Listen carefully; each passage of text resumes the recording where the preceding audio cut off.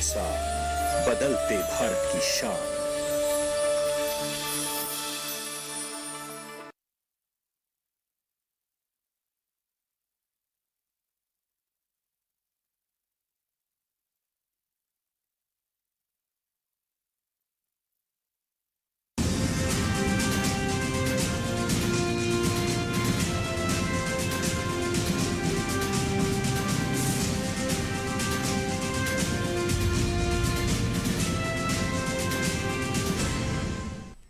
नमस्कार, किसान समाचार में आप सभी का स्वागत है। मैं हूं संतोष चौधरी। तो चलिए सबसे पहले शुरुआत करते हैं मुख्य समाचारों के साथ।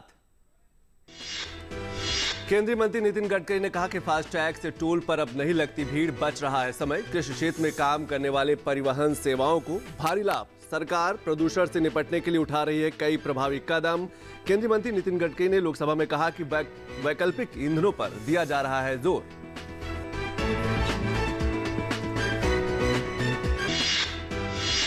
होली के त्योहार को लेकर सरकार ने जारी किए निर्देश। दिल्ली, मुंबई और उत्तर प्रदेश में 28 और 29 मार्च को निजी एवं सार्वजनिक स्थानों पर होली मनाने की अनुमति नहीं होगी। त्योहारों पर सार्वजनिक रूप से मनाए जाने वाले कार्यक्रमों पर रोक लगा दी गई है। कोविड-19 के चलते सरकार ने दिए निर्देश।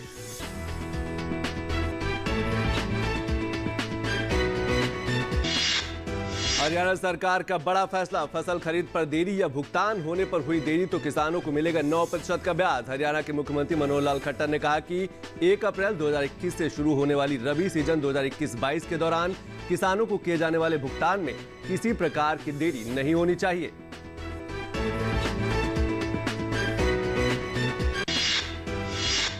और हिमाचल प्रदेश में अनाज खरीद के लिए 10 केंद्र स्थापित। पहले 6 स्थानों पर अनाज की हो रही थी खरीदी। गेहूं, धान के साथ ही मक्का की भी होगी खरीद। किसानों से समर्थन मूल्य पर खरीदा जाएगा, किसानों से उनका अनाज।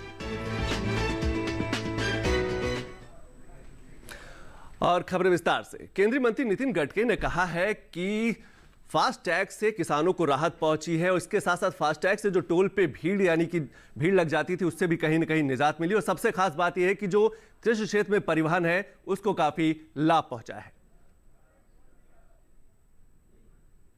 फास्ट ट्रैक लागू किया, ये 93% फास्ट ट्रैक अभी लोगों ने ले लिया है। खिड़की टोला, वहां आधा घंटा रोक रुकते थे आप कहीं भी। अब हमारे पास ऐसी सिस्टम है कि मैं कौन से टोल नाके पर आपको कितना मिनट कौन रुका इसका 1 मिनट में जवाब दे सकता हूं। हमने सॉफ्टवेयर डेवलप किया है, चेयरमैन एनएचआई मॉनिटर करते हैं, मैं मॉनिटर करता हूं और मुझे खुशी है कि हमने 3 मिनट के ऊपर कहीं समय नहीं लग रहा। इसके साथ ही केंद्रीय मंत्री ने कहा कि हाईवेज पर सोलर को बढ़ावा दिया जा रहा है, लेकिन सोलर पर कुछ समस्याएं हैं, उनको धीरे धीरे निपटा लिया जाएगा।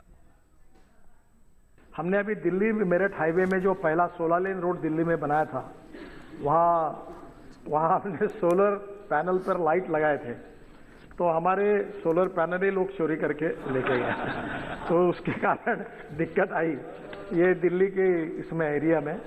पर अभी हम लोग ऐसा कर रहे हैं कि ऊपर लगाएंगे जहाँ कोई पहुँच नहीं पाएगा। दूसरा, eastern peripheral express highway and Delhi Meerut express highway पर हमने एट दुहाई इंटरचेंज पर 382 kWp और दासना इंटरचेंज पर 450 kW कैपेसिटी को लगाया और इसके साथ हमने लाइट भी इसके ऊपर लगा रहे हैं। इसके साथ ही केंद्रीय मंत्री ने कहा कि आने वाले समय में परिवहन की ऐसी व्यवस्था होगी जिसमें प्रदूषण कम होगा ताकि प्रदूषण के स्तर में गिरावट की जा सके। लगातार ये कोशिश कर रही है कि एक तरफ पोल्यूशन जिन कारणों से होता है वो कैसे कम करें। जैसे हमारे तरफ से एक पॉजिटिव प्रयास हम लगातार कर रहे हैं कि पेट्रोल डीजल के बजाय ethanol, methanol, biodiesel, bio CNG, electric और हाइड्रोजन फ्यूल सेल इस पर काम करें। मुझे बताते हुए खुशी हो रही है कि अब 81% लिथियम आयन बैटरी देश में बन रही है और 2 साल के अंदर हमारी इलेक्ट्रिक बाइक, इलेक्ट्रिक 4 व्हीलर और डीजल की बस, इसकी कीमत इक्विवेलेंट टू इलेक्ट्रिक के समान दोनों एक होगी, इतना रेट कम हो जाएगा। और अब बात जल संरक्षण की। भारत सरकार के जल शक्ति मंत्रालय द्वारा कैच द रेन कैंपेन शुरू किया गया, जिसकी शुरुआत हाल ही में प्रधानमंत्री नरेंद्र मोदी ने की है। प्रधानमंत्री की इस कैंपेन को सफल बनाने के लिए राजस्थान के अजमेर स्थित सीआरपीएफ ग्रुप सेंटर 2 में जल संरक्षण की मुहिम चलाई जा रही है। अरावली की पहाड़ियों से बहकर आने वाले व्यर्थ जल को यहां कैसे किया जाता है सदुपयोग, इस विषय पर हमारे संवाददाता ओपी यादव ने बात की सीआरपीएफ के उप महानिरीक्षक पुखराज जयपाल जी से।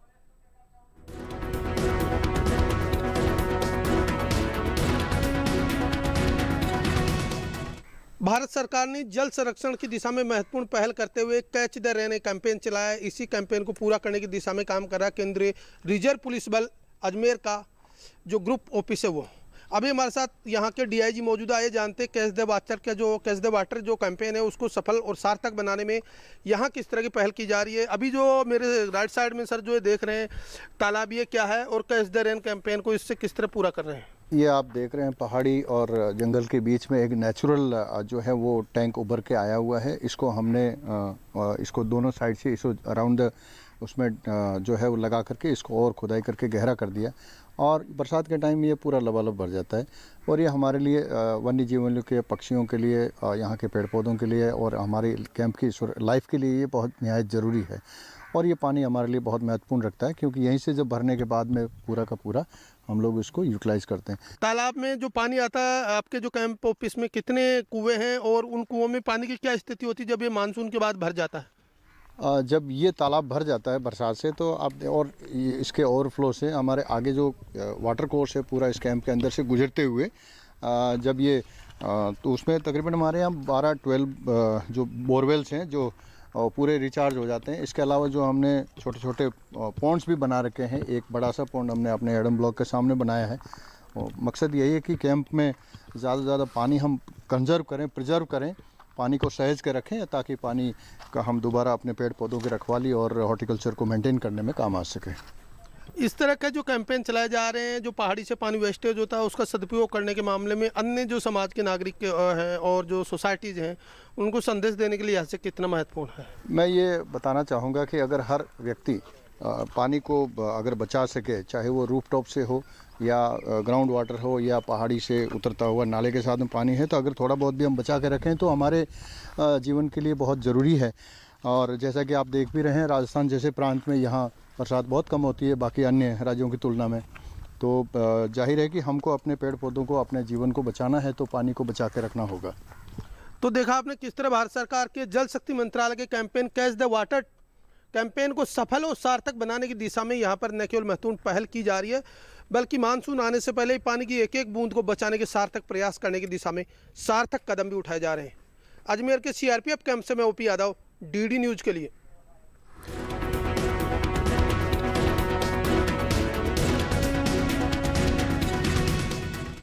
तो देखा आपने कि देश भर में कैच द रेन कैंपेन चलाया जा रहा है ताकि पानी को बचाया जा सके। इसी से जुड़ी एक और खबर पर नजर डाल लेते हैं। हरियाणा के मुख्यमंत्री ने किसानों को राहत पहुंचाते हुए कहा कि रबी सीजन की खरीदी पर अगर किसानों से खरीद में देरी होती है तो उन्हें किसान हित में हरियाणा सरकार का एक बड़ा फैसला, और इस बड़े फैसले में यह निकल के आया है कि अगर खरीद में देरी होती है या फिर भुगतान में देरी होती है तो 9% का ब्याज किसानों को मिलेगा। रबी की फसल खरीद के बाद भुगतान में देरी होती है तो किसानों को फायदा मिलेगा, यानी कि किसानों के खाते में सीधे 9% का ब्याज उन तक पहुंचाया जाएगा। किसानों को लुभाने के लिए हरियाणा सरकार का अहम फैसला लिया है। अक्सर ये देखा जाता था कि खरीदी में देरी हो जाती थी, भुगतान में देरी हो जाती थी। उससे निपटने के लिए मुख्यमंत्री ने फसल खरीद को लेकर बुलाई गई बैठक में यह फैसला लिया है कि अब किसानों को अगर देरी होती है उनकी खरीद में तो उनको उसका लाभ मिलेगा। मनोहर लाल खट्टर ने चंडीगढ़ रबी खरीद सीजन में एक ये अहम फैसला लिया है। भुगतान में अगर देरी आती है तो उन्होंने कहा कि हमारी सरकार जो है 9% ब्याज किसानों को देगी, उनके खातों में सीधे ट्रांसफर कर दिया जाए। किसानों को भुगतान उनके जो सत्यापित बैंक खाते हैं, जो किसानों के सत्यापित बैंक खाते हैं, उसमें ये विलंब का पैसा जो है वो भेज दिया जाएगा। गेहूं और सरसों की खरीद जो है 1 अप्रैल से शुरू की जाएगी। इसके साथ साथ जो दूसरी फसलें हैं रबी सीजन 2021-20 की खरीदी में कोई देरी नहीं की जाएगी उसका, और बाकी जो फसलें हैं वो 10 अप्रैल से 15 अप्रैल के बीच में खरीदी शुरू हो जाएगी। हरियाणा में बाकी फसलों की खरीद जो है 10 अप्रैल से जो अनाज केंद्र है, जो मंडी है, वहां पर खरीदी शुरू हो जाएगी। मनोहर लाल खट्टर ने सीजन 2021-20 रबी फसल के लिए ये भी निर्देश जारी किए और जो अधिकारी उनको भी निर्देशित कर दिया गया है कि किसानों के भुगतान में किसी प्रकार की देरी ना हो, मंडी व्यवस्था अच्छी हो, साफ सफाई की व्यवस्था हो और कोविड-19 के जो दिशा निर्देश है उनका भी पालन हो। उपज का जो भुगतान है निर्धारित समय पर अवधि के भीतर किसानों को करना होगा। अगर किसी भी कारणवश नहीं कर पाते हैं तो उनको 9% ब्याज मिलेगा। भुगतान में किसी भी प्रकार की देरी बर्दाश्त नहीं की जाएगी। मुख्यमंत्री मनोहर लाल खट्टर ने कहा किसानों को भुगतान समय पर हो, इसकी जिम्मेदारी तय करें जो अधिकारी हैं, जो मंडी अधिकारी हैं वो तय करें। किसानों को मंडियों में फसल बेचते हुए वक्त कोई दिक्कत न हो, इसका भी ख्याल रखें। सोशल डिस्टेंसिंग का पालन किया जाए, साफ सफाई का पालन किया जाए। खरीद सुनिश्चित करने के लिए एडवांस में शेड्यूलिंग योजना बने, यानी कि एक साथ किसान न पहुंचे, भीड़ इकट्ठा न हो। इससे पहले उनको टोकन व्यवस्था कर दी जाए। अनाज मंडी में कोरोना गाइडलाइन का भी पूरा ध्यान रखा जाए, ये हरियाणा के मुख्यमंत्री मनोहर लाल खट्टर ने कहा है। इसी से जुड़ी हम बात कर रहे थे पानी को लेकर। पानी जल संरक्षण बहुत बेहद जरूरी है और ये देखा जाता है कि लगभग 60% जो पानी है वो कृषि क्षेत्र में उसका दोहन होता है। इससे कैसे निपटा जा सकता है? उसके साथ साथ हरियाणा जो है, हरियाणा एकमात्र पहला राज्य है जो कम फसल वाली फसलों को, जो कम पानी वाली जो फसलें हैं उनको प्रोत्साहित करता है। तो ये एक बड़ी उपलब्धि रही है। तो इस विषय पर हम और हम बात कर सकते हैं। इसके साथ साथ हरियाणा जो है, हरियाणा सरकार ने कम पानी वाली फसलों को प्रोत्साहन देने के लिए किसानों को अनुदान भी देता है। अक्सर ये देखा जाता है कि जो किसान है वो गेहूं और धान या फिर गन्ने की खेती करते हैं। ये ऐसी फसलें हैं जिन पर सबसे अधिक पानी लगता है, सबसे अधिक पानी खर्च होता है। लेकिन इसीलिए हरियाणा सरकार ने मक्का जैसी फसलों को प्रोत्साहित किया और मक्का की खेती करने वाले किसानों को हरियाणा सरकार अनुदान भी दे रही है। इसी विषय पर हमारे साथ बात करने के लिए हमारे साथ हमारे संवाददाता हैं चंद्रशेखर। मैं सबसे पहले ये आपसे जानना चाहूंगा कि अक्सर ये जो आंकड़े हम देखते हैं वो निकल के आता है कि जो कृषि है, जो एग्रीकल्चर सेक्टर है, उसमें पानी का दोहन बहुत अधिक होता है। तो क्या आपको लगता है कि किसानों को जागरूक करने की जरूरत है कि वो कम पानी वाली फसलों की तरफ आगे बढ़े? तो बिल्कुल कम पानी वाली फसलों के लिए लगातार केंद्र सरकार बात कर रही है। जैसे कि अभी वर्ल्ड वाटर डे था, उस समय भी लगातार प्रधानमंत्री ने भी इस बात को उठाया कि जो जी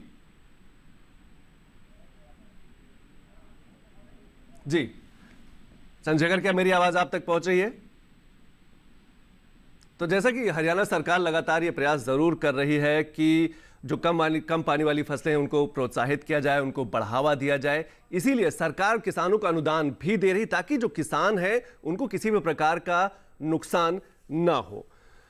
तो बढ़ते हैं दूसरी खबर की ओर। कोविड-19 के मामलों में वृद्धि को ध्यान में रखते हुए मुंबई महानगर पालिका यानी कि बीएमसी ने घोषणा की है कि 28 और 29 मार्च को निजी एवं सार्वजनिक स्थानों पर होली मनाने की अनुमति नहीं होगी। नगर निकाय ने एक परिपत्र में निजी एवं सार्वजनिक स्थानों पर होली मनाने पर प्रतिबंध की घोषणा की है। परिपत्र में यह भी कहा गया है कि उल्लंघनकर्ताओं पर महामारी रोग अधिनियम 1897 और आपदा प्रबंधन अधिनियम 2005 के तहत कार्रवाई की जाएगी। इसके साथ साथ कोविड महामारी के बढ़ते मामलों के कारण दिल्ली में त्योहारों पर सार्वजनिक रूप से मनाए जाने वाले कार्यक्रमों पर भी रोक लगा दी गई। दिल्ली आपदा प्रबंधन प्राधिकरण ने आदेश दिया है कि होली और नवरात्रि जैसे आगामी त्योहारों के दौरान राष्ट्रीय राजधानी में सार्वजनिक रूप से समारोह नहीं मनाए जाएंगे।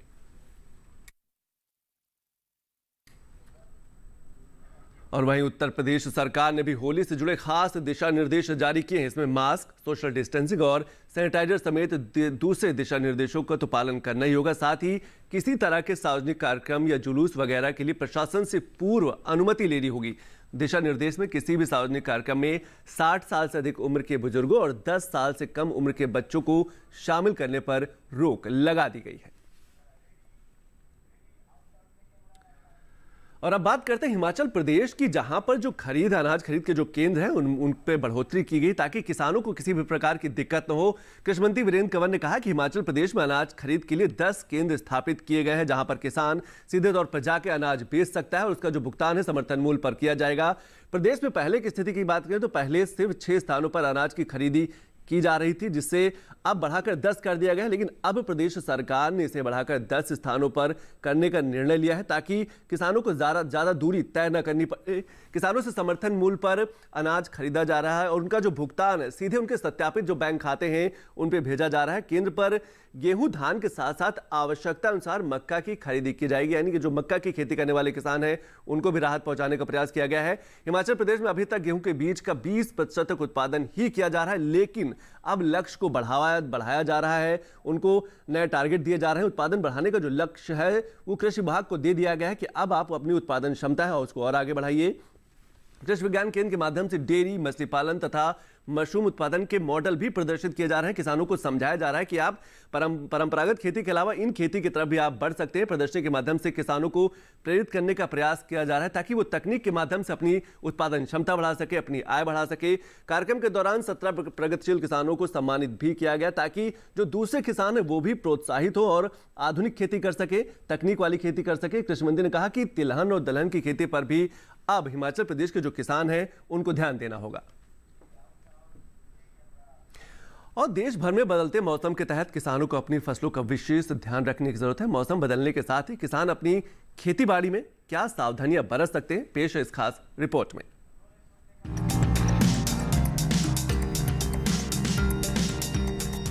उत्तर प्रदेश में उड़द और मूंग की बुआई जारी रखें किसान। उत्तर प्रदेश के किसान गन्ने की बुआई का काम पूरा करें। इतना ही नहीं, उत्तर प्रदेश में इन दिनों भिंडी की बुआई भी की जा सकती है। वहीं पश्चिमी उत्तर प्रदेश में लोबिया की बुआई जारी रखें। यहाँ के किसान जायद की मक्का की बुआई भी करते रहें। इन दिनों पश्चिमी उत्तर प्रदेश में तरबूज, खरबूज, कद्दू, लौकी और खीरे जैसी फसलें बोएं। यहाँ के किसान टमाटर, बैंगन और मिर्च की रुपाई भी कर सकते हैं। अगर उड़ीसा की बात करें तो यहाँ के पश्चिमी मध्य इलाके में पालक की बुआई का काम करें। ओडिशा के पश्चिमी मध्य इलाके में ग्वार, भिंडी और तोरी की बुआई करें। यहाँ के किसान इन दिनों कद्दू, खीरा और ककड़ी जैसी फसलें भी बो सकते हैं। ओडिशा में ग्रीष्मकालीन धान में तना छेदक की निगरानी करते रहें। इन दिनों मूंगफली की बुआई में तना सड़न, इल्ली या सुंडी के साथ साथ टिक्का जैसे रोग लगने का खतरा है। यहाँ भी टमाटर, बैंगन जैसी सब्जियों में फल और तना छेदक लगने का खतरा हो सकता है। मूंग और उड़द की फसल में धूल के समान दिखाई देने वाली फफूंदी रोग लगने का भी डर है। वहीं असम में उन्नत किस्म की धान की बुआई करें। यहाँ के किसान उड़द, मूंग और भिंडी की बुआई भी कर सकते हैं। असम में ही कद्दू वर्गीय फसलों की बुआई के लिए ये समय अनुकूल है। असम के उत्तरी इलाकों में केले, अदरक और हल्दी की रुपाई का काम कर सकते हैं। असम के ब्रह्मपुत्र के निचले इलाकों और ऊपरी हिस्सों में खरीफ की मक्का की बुआई करें। वहीं छत्तीसगढ़ में तिलहनी और दलहनी फसलों की कटाई का काम करें। छत्तीसगढ़ के किसान ग्रीष्मकालीन मूंग की बुआई जारी रखें। लोबिया के लिए 21 से 35 डिग्री सेंटीग्रेड तापमान की जरूरत होती है। दोमट मिट्टी इसके लिए सबसे बेहतर मानी जाती है, लेकिन बलुई दोमट मिट्टी में भी इसकी खेती की जा सकती है। इसके अलावा बरसात के मौसम में ढालू जमीन में भी इसे बोया जा सकता है। जिस खेत में लोबिया बोना चाहते हैं उसमें पानी निकलने की उचित व्यवस्था होनी चाहिए। 1 हेक्टेयर में कितना बीज डालना है ये इस बात पर निर्भर है कि आप किस मकसद से इसे बो रहे हैं। फलियों के लिए 20 से 25 किलो, दाने के लिए 30 से 35 किलो और हरे चारे के लिए 35 से 40 किलो बीज प्रति हेक्टेयर लगेगा। दाने और फलियों के लिए कतार में बीज बोए, जबकि हरी खाद के लिए बीज को खेतों में छिड़क दे। लोबिया के लिए 10 से 15 किलो नाइट्रोजन और 20 किलो फास्फोरस प्रति हेक्टेयर की दर से बुआई से पहले ही डाल दे। बुआई के 20 से 25 दिन बाद खेत की निराई गुड़ाई कर ले। ज्यादा खरपतवार उगने पर दोबारा निराई गुड़ाई करे। लोबिया में सूत्रकृमि और पीला रोग का खतरा रहता है। पीला रोग को मोजेक भी कहा जाता है। रोकथाम के लिए ग्रीष्मकालीन लोबिया में ज्वार की मिश्रित फसल ले। लोबिया में माहू और फली भेदक कीट का भी खतरा रहता है। फसलों में लगने वाले इन रोगों और कीटों से बचाव के लिए किसान विशेषज्ञों की सलाह से उचित दवाओं का छिड़काव करें।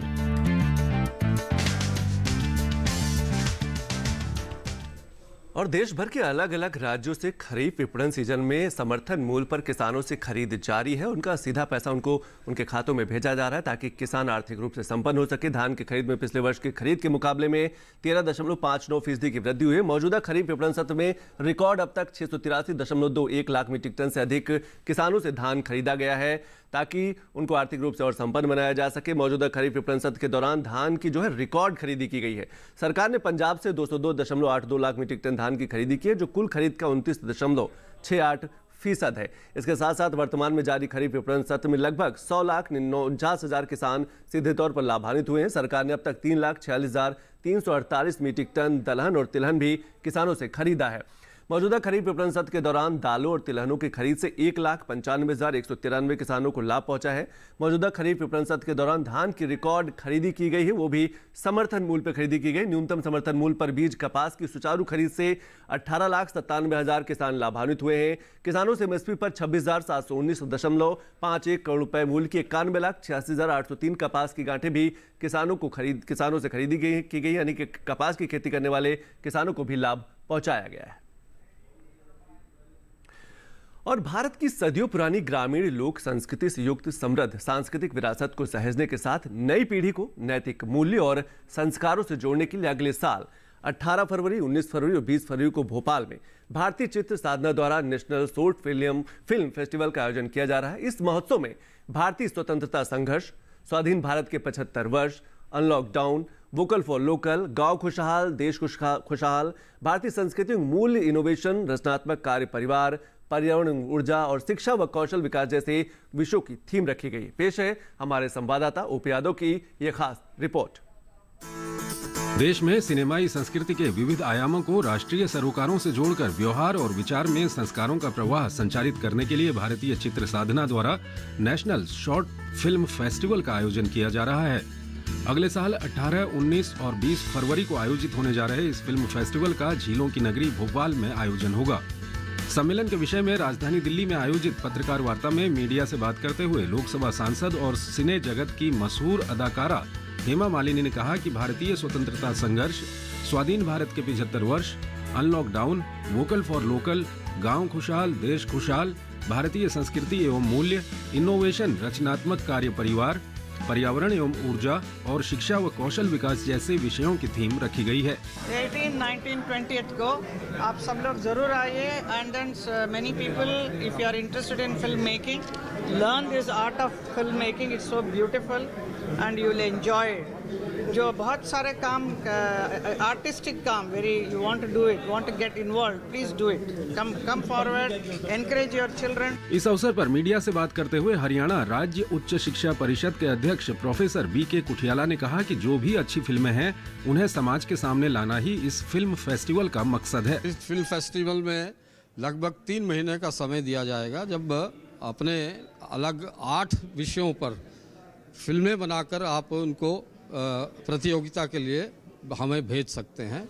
एक इंडिपेंडेंट ज्यूरी उनका जजमेंट करेगी और फिर भोपाल में 3 दिन जो सिलेक्टेड फिल्में हैं उनकी स्क्रीनिंग होगी और जो सर्वश्रेष्ठ फिल्म होंगी, सर्वश्रेष्ठ अदाकार होंगे, सर्वश्रेष्ठ निर्माता होंगे, सर्वश्रेष्ठ डायरेक्टर होंगे, उनको पुरस्कार दिया जाएगा। भारतीय चित्र साधना की ट्रस्टी रंजना ने कहा कि आजकल समाज में सिनेमा जो दिखाया जा रहा है वो चिंताजनक है। जो सही वस्तु है वो दिखाई जाए, ना कि बाजारूकरण जितना हो चुका है वो दिखाया जाए।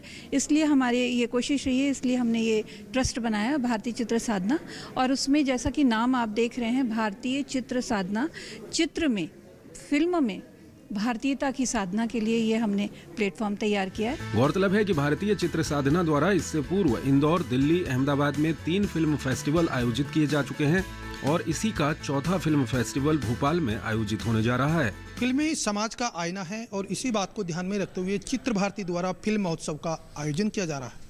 उम्मीद की जाती है कि इस तरह के फिल्म महोत्सव के आयोजन से एक और जहां समाज के लोगों को जागरूक करने का काम होगा, वहीं भारत की सदियों पुरानी वैदिकालीन संस्कृति को जीवंत रखने के साथ उसे सहेजना की बड़ा काम होगा। मेरे सहयोगी कैमरामैन संदीप के साथ मोपी यादव, डीडी न्यूज, दिल्ली। और अंत में मुख्य समाचारों पर एक बार फिर से नजर। केंद्रीय मंत्री नितिन गडकरी ने कहा, फास्टैग से टोल पर अब नहीं लगती भीड़, बच रहा है समय। कृषि क्षेत्र में काम करने वाले परिवहन सेवाओं को भारी लाभ। सरकार प्रदूषण से निपटने के लिए उठा रही कई प्रभावी कदम। केंद्रीय मंत्री नितिन गडकरी ने लोकसभा में कहा कि वैकल्पिक ईंधनों पर दिया जा रहा है जोर।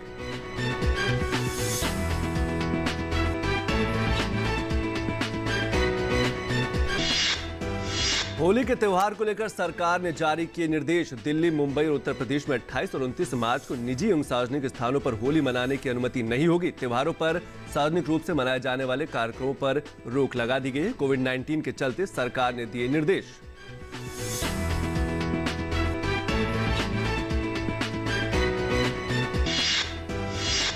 और हरियाणा सरकार का बड़ा फैसला, फसल खरीद पर देरी या भुगतान होने पर हुई देरी तो किसानों को मिलेगा 9% ब्याज। हरियाणा के मुख्यमंत्री मनोहर लाल खट्टर ने कहा कि 1 अप्रैल 2021 से शुरू होने वाली रबी सीजन 2021-22 के दौरान किसानों को किए जाने वाले भुगतान में किसी भी प्रकार की देरी नहीं होनी चाहिए।